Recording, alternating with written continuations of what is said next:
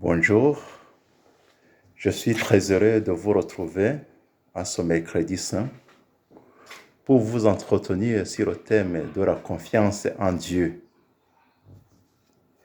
Il y a presque un an, le 2 juin 2019, j'étais ordonné prêtre.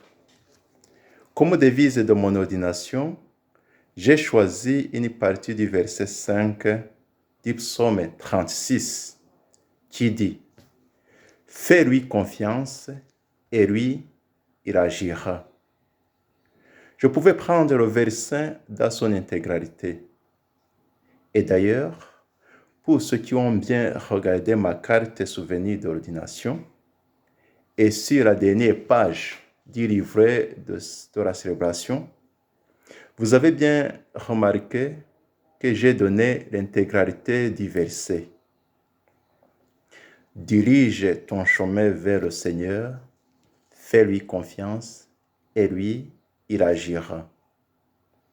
Mais à vrai dire, ma devise « Fais-lui confiance et lui, il agira » a été depuis plusieurs années et reste toujours comme une flèche qui est toujours lancée à mon cœur à chaque fois que je sens le doute monter en moi. Il est bien vrai que le thème de la confiance traverse toute la Bible. Mais pour notre foi, nous avons besoin de quelques paroles qui flèchent à nos cœurs au moment où nous commençons à sombrer dans le doute, dans le découragement ou dans les épreuves. Ces paroles nous réveillent et nous rappellent que plusieurs personnes avant nous ont vécu des mêmes situations que la nôtre, ou pire encore, et qu'elles ont été remises sur le bon chemin grâce à elles. Mettre sa confiance dans le Seigneur est un grand défi pour tous les croyants. C'est un défi qui transparaît dans toute la Bible, de la Genèse à l'Apocalypse. Le temps de Caleb est un temps par excellence où il nous est rappelé d'une manière spéciale l'importance de mettre sa confiance dans le Seigneur. Mais avant de regarder notre Bible, pour découvrir quelques versets qui peuvent nous aider à mettre notre confiance dans le Seigneur, il convient de nous poser quelques questions. Que veut dire mettre sa confiance dans le Seigneur? Y a-t-il un temps pour mettre sa confiance dans le Seigneur? Mettre sa confiance dans le Seigneur, c'est avoir foi en lui. Or, comme nous le dit Joseph Ratzinger, Benoît XVI, l'actuel pape émérite, je le cite, « Avoir foi en Dieu veut dire prendre appui sur quelqu'un qui porte le monde et qui me porte. » Fin de citation. Avoir foi en Dieu, c'est être assuré, c'est avoir de la garantie d'un amour indéfectible. Nous comprendrons donc que mettre sa confiance dans le Seigneur, c'est compter en tout temps sur son amour. C'est avoir une ferme conviction que notre Dieu nous aime et veut notre bonheur. C'est enfin s'abandonner à lui dans tout ce qu'on fait. Il n'y a donc pas un temps déterminé pour mettre sa confiance dans le Seigneur. C'est en tout temps, pour toujours. Même si nous sommes appelés à mettre notre confiance dans le Seigneur en tout temps, il y a quand même le temps privilégié où nous sentons ce besoin.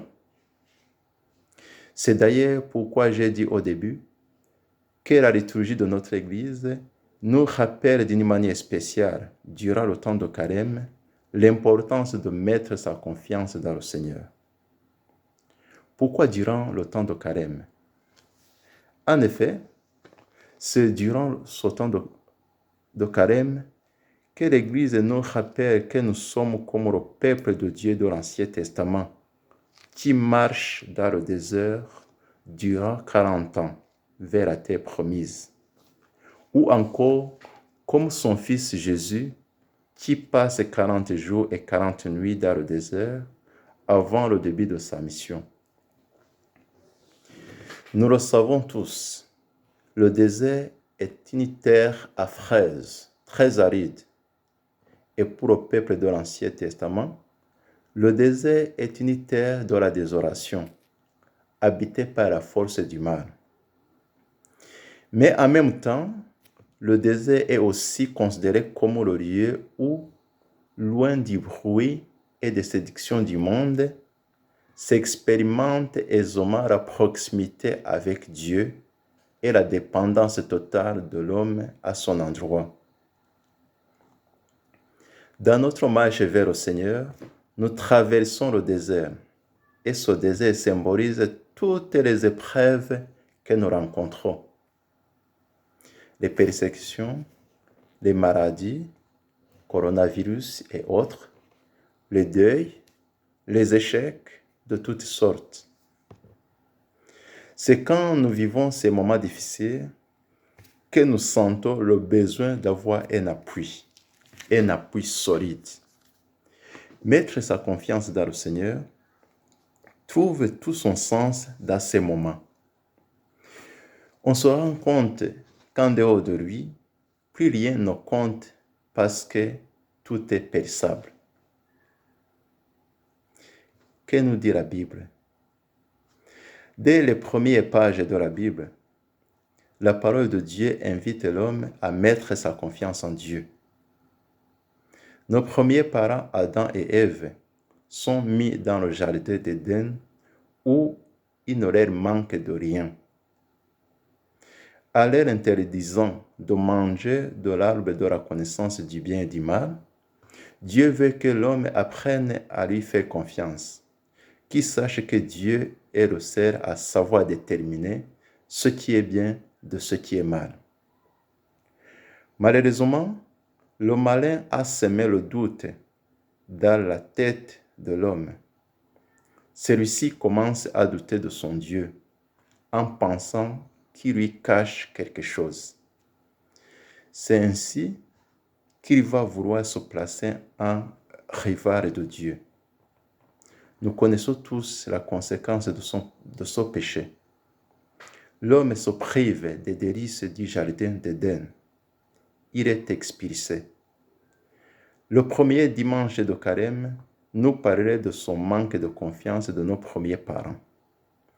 Genèse chapitre 2, versets 7 à 9 et chapitre 3, versets 1 à 7. L'autre exemple du manque de confiance dans le Seigneur nous est donné au troisième dimanche de Carême. Le peuple de Dieu dans le désert. Il vient à manquer de l'eau et récrimine contre Dieu et contre Moïse. Pourquoi nous a-t-il fait monter d'Égypte? Était-ce pour nous faire mourir de soif avec nos fils et nos troupeaux? Exode chapitre 17, verset 3. Le peuple soupçonne Dieu d'un plan maléfique de vouloir l'exterminer. Il n'a plus confiance en son Dieu. Il a même oublié les exploits du Seigneur au moment de la traversée de la mer Rouge. Mais quant à lui, Dieu leur a donné l'eau à boire.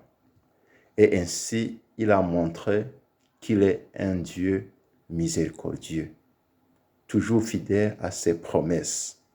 Promesses faites à Abraham, Isaac et Jacob. À côté de ces contre-exemples que nous venons de donner, durant ce carême, nous avons découvert les bons exemples de ceux qui mettent leur confiance en Dieu. Le premier dimanche de carême, l'Évangile nous présentait Jésus dans le désert. Contrairement à Adam, Ève et au peuple de Dieu dans le désert, Jésus n'a jamais douté de l'amour de son Père. Quand il était tenté par Satan, il n'a pas cherché à prouver son identité. il a plutôt montré son entier abandon à l'amour de son Père. Au deuxième dimanche de Carême, c'était l'exemple d'Abraham. Dieu l'appelle et l'invite à quitter son pays pour un autre pays qui lui montrera. Sans se poser de questions, Abraham obéit. Il fait entièrement confiance à Dieu. Grâce à son obéissance et à sa confiance en Dieu, Abraham reçoit les promesses de Dieu. Il devient le père des croyants. En plus de ces exemples que nous avons récemment entendus, dans la Bible, il y a plusieurs versets qui peuvent nous aider à renforcer notre confiance dans le Seigneur. Je vais vous donner quelques exemples. Je commencerai par l'évangile lu le vendredi 27 mars 2020, lors de la prière du pape François, qui demandait la fin de l'épidémie de COVID-19. C'est l'évangile de Marc, chapitre 4, versets 35 à 41. Les disciples de Jésus sont dans la barque et Jésus avec eux quand survient une violente tempête. Les vagues se jettent sur la barque au point qu'elle se remplissait. Mais Jésus dormait à l'arrière de la barque comme si rien ne se passait. C'est à ce moment qu'un les disciples crient vers leur maître. « Maître, nous sommes perdus. Cela ne te fait rien ?»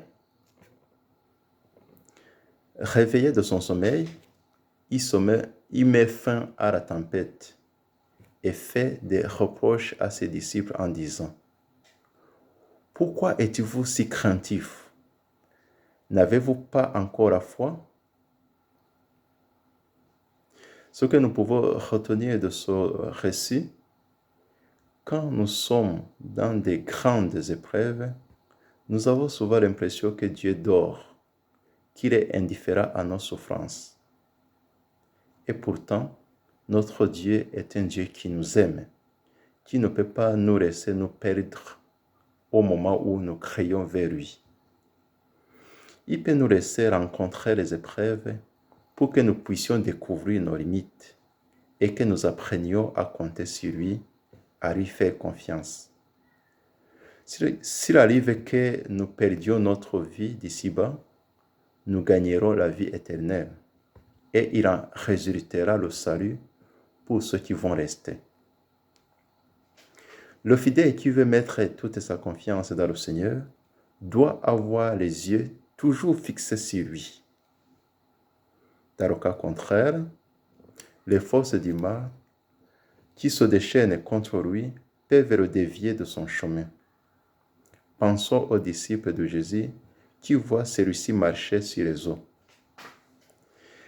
Quand il se fait reconnaître, Pierre demande à Jésus de le laisser le rejoindre en marchant sur les eaux. Jésus l'invite à venir. Pierre commence bien à marcher sur les eaux. Mais quand il a regardé autour de lui, il a vu la force du vent et a eu peur. C'est à ce moment-là que Pierre commence à s'enfoncer. Jésus reproche à Pierre d'être un homme de peu de foi et d'avoir douté. Matthieu 14, 25 à 31. En effet, si nous sommes convaincus de l'amour de Dieu pour nous, rien de ce monde ne pourra nous faire vaciller dans notre foi. Avec l'apôtre Paul, nous resterons toujours convaincus que rien ne pourra nous séparer de l'amour de Dieu. Ni la mort, ni la vie, ni les anges, ni les principautés célestes, ni le présent, ni l'avenir, ni les puissances, ni les hauteurs, ni les abîmes, ni aucune autre créature. Rien ne pourra nous séparer de l'amour de Dieu qui est dans le Christ Jésus notre Seigneur. La lettre de Saint Paul apôtre aux Romains, chapitre 8, versets 37 à 39. Dans l'Évangile, Jésus nous demande de ne pas nous inquiéter des choses qui passent, car notre Père céleste sait de quoi nous avons besoin avant même que nous le demandions. Matthieu chapitre 6, verset 8. Nous n'avons qu'à mettre notre entière confiance dans le Seigneur. Elle seule capable de transformer le doute en certitude, le mal en bien, la nuit en aurore radieuse, comme le dit le pape François dans un tweet du 11 avril 2014. Les versets de la parole de Dieu qui peuvent nourrir notre confiance en Dieu sont très nombreux. Il nous suffit seulement de prendre notre Bible et de la lire. Dans les psaumes, nous y trouvons une mine d'or. À titre d'exemple, le psaume 22. Le Seigneur est mon berger, je ne manque de rien. Le psaume 26. Le Seigneur est ma lumière et mon salut. De qui aurais-je crainte? Ou encore, le psaume 117, au verset 9. Mieux vont s'appuyer sur le Seigneur que de compter sur les puissants. C'est à travers la parole de Dieu que tous les saints ont puisé pour nourrir leur confiance dans le Seigneur. Et ils ont su persévérer même dans les grands tourments. C'est encore en mettant leur confiance dans le Seigneur qu'ils ont pu réaliser les œuvres merveilleuses. Ils laissaient Dieu agir en eux. Nous ne pouvons pas parler de tous les saints pour montrer comment ils ont mis leur confiance dans le Seigneur. Si on entre dans la vie de chacun, on trouvera que sa sainteté venait du fait qu'il savait compter sur Dieu en tout. Saint Vincent de Paul, par exemple, n'a jamais cessé d'enseigner à ses fils et à ses filles spirituelles qu'il fallait avoir confiance en Dieu en tout temps.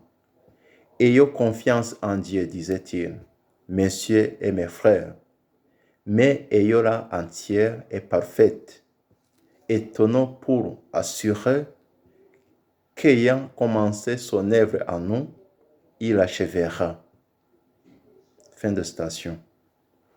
Il continue en montrant que tout ce qu'ils ont accompli était le travail de la providence paternelle de Dieu. Pour Saint Vincent de Paul, je cite, « Si nous mettons notre confiance aux hommes, ou bien si nous nous appuyons sur quelque avantage de la nature, de la fortune, alors Dieu se retirera de nous. Dieu ne s'impose pas à nous. Il se propose. C'est à nous de faire recours à lui en montrant que nous avons besoin de lui. » Et pour des croyants qui tombent dans le doute parce qu'ils ne voient pas la réponse à leurs demandes, la parabole du petit oiseau de Sainte Thérèse de l'Enfant Jésus peut être très instructive. La parabole donne un message très profond spirituellement sur le silence de Dieu. Le petit oiseau est incapable de voler avec ses ailes pour rejoindre le soleil, son astre aimé. Il se réjouit de le contempler de loin et saura faire son bonheur. Cependant, il peut arriver que, je cite, « de sombres nuages viennent à cacher l'astre d'amour. Le petit oiseau ne change pas de place. Il sait que par-delà les nuages, son soleil brille toujours, que son éclat ne saurait s'éclipser un instant. Parfois, il est vrai, le cœur du petit oiseau se trouve assailli par la tempête. Il lui semble ne pas croire qu'il existe autre chose que les nuages qui l'enveloppent. C'est alors le moment de la joie parfaite pour le pauvre petit être faible. quel bonheur pour lui de rester là quand même, de fixer l'invisible lumière qui se dérobe à sa foi. Par cette parabole de Thérèse, de l'enfant Jésus, nous voyons que malgré toutes les croix, toutes les épreuves que nous pouvons rencontrer, qui viendraient nous faire croire que Dieu se désintéresse de nous, Dieu est toujours présent, invisible à nos yeux, mais présent. Il continue à nous aimer d'un même amour. C'est une conviction qui anime la personne qui met toute sa confiance en Dieu. Pour conclure notre exhortation, j'aimerais prier avec vous. Nous allons le faire en utilisant la prière de Thomas Merton, moine cistercien trappiste américain de l'abbaye de Gethsemane, dans le Kentucky, États-Unis.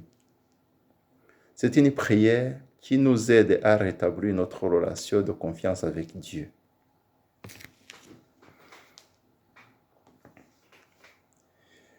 Seigneur mon Dieu, je ne sais pas où je vais. Je ne vois pas la route devant moi. Je ne peux pas prévoir avec certitude où elle aboutira. Je ne me connais pas vraiment moi-même. Et si je crois sincèrement suivre ta volonté, cela ne veut pas dire qu'en fait, je m'y conforme. Je crois cependant que mon désir de te plaire te plaît. J'espère avoir ce désir au cœur de tout ce que je fais et ne jamais rien faire à l'avenir sans ce désir. En agissant ainsi, je sais que tu me conduiras sur la route bonne. Même si je ne la connais pas moi-même, je te ferai donc toujours confiance, même quand j'aurai l'impression que je me suis perdu et que je marche à l'ombre de la mort. Je n'aurai aucune crainte car tu es toujours avec moi et jamais tu ne me laisseras seul dans le périr. Amen. Je vous remercie pour votre aimable attention et je vous souhaite une bonne montée vers Pâques.